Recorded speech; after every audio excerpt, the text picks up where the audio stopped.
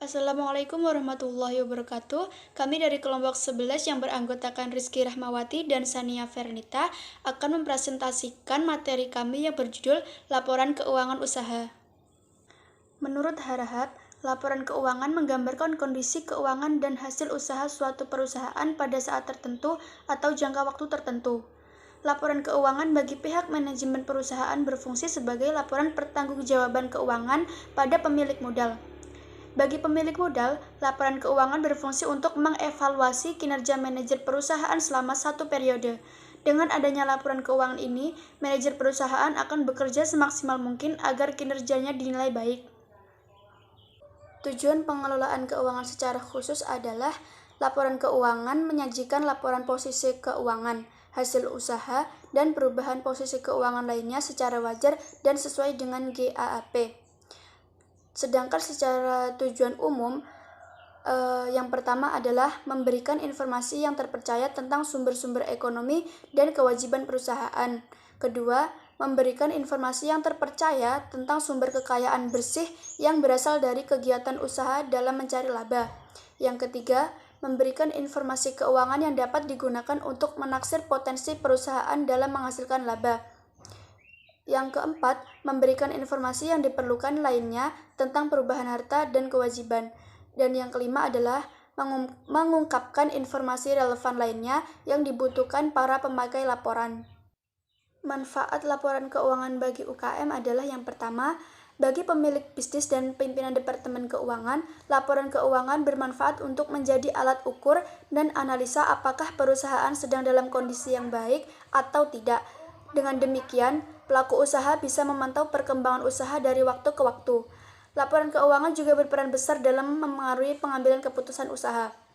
Dan yang kedua adalah bagi investor.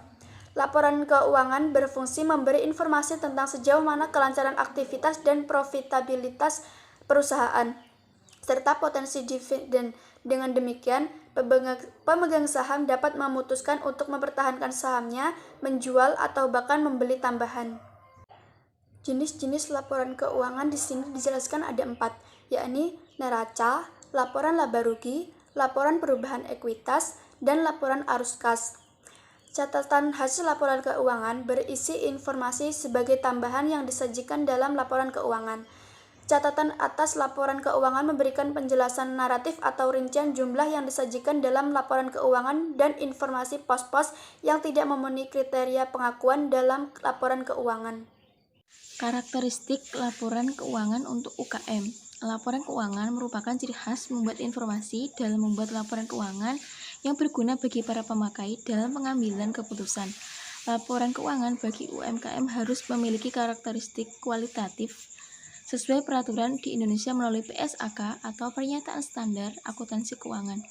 Adalah yang pertama, informasi itu harus bermanfaat dan dipahami. Yang kedua yaitu relevan dalam pengambilan keputusan. Yang ketiga, informasi yang disajikan harus dapat dipercaya. Lalu yang keempat yaitu informasi memiliki sifat banding. Yang selanjutnya yaitu komponen penting dalam laporan keuangan.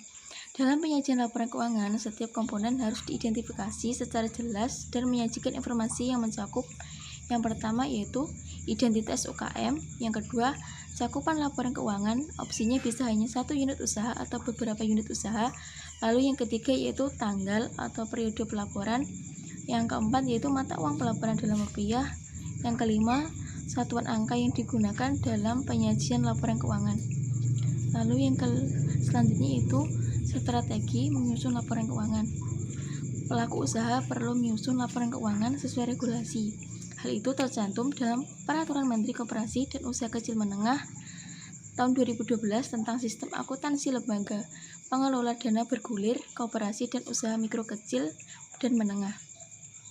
Dalam siklus akuntansi, penyusunan laporan keuangan memulai dari proses pencatatan bukti-bukti sah. Bukti itu menjadi data pembukuan yang akan menggunakan untuk pencatatan ke dalam buku harian atau jurnal dan buku pembantu. Caranya dengan menggolongkan data transaksi sesuai nomor kode akun yang telah ditentukan. Selanjutnya melakukan pemindahan data pembukuan dari jurnal sesuai nomor akun ke buku besar Dan pada akhir periode, pelaporan melakukan penyusunan jurnal penyesuaian dan pembuatan jurnal penutupan. Setelah itu, melakukan penyusunan neraca saldo yang menyesuaikan penyusunan neraca, laporan arus kas, penghitungan, realisasi laporan laba rugi, dan laporan perubahan modal.